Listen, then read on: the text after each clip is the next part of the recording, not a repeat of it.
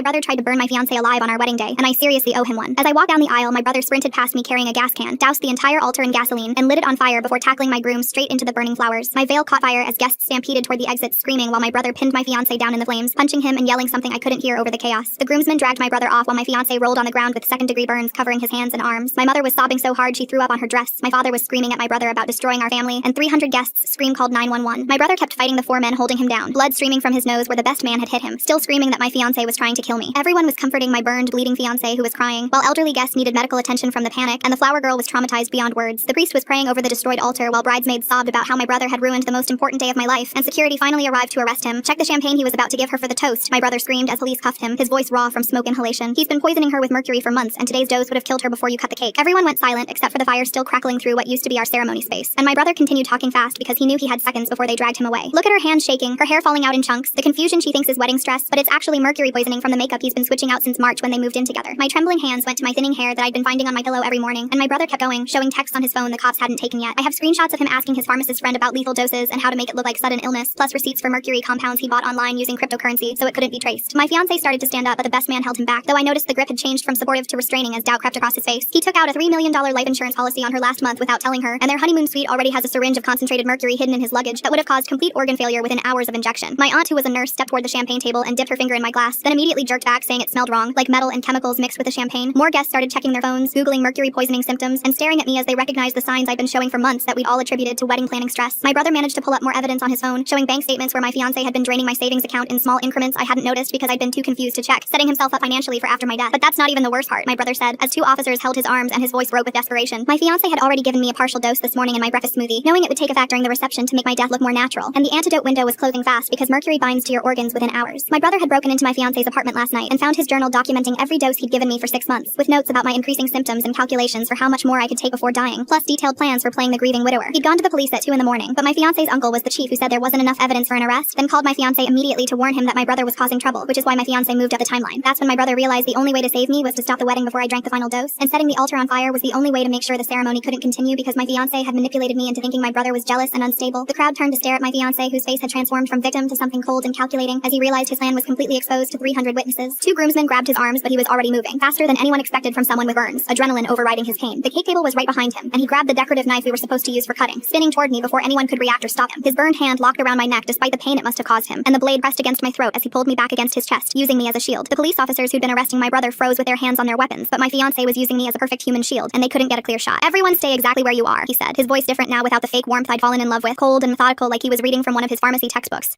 "Or I'll finish what I started right here in front of everyone." Full story on the channel.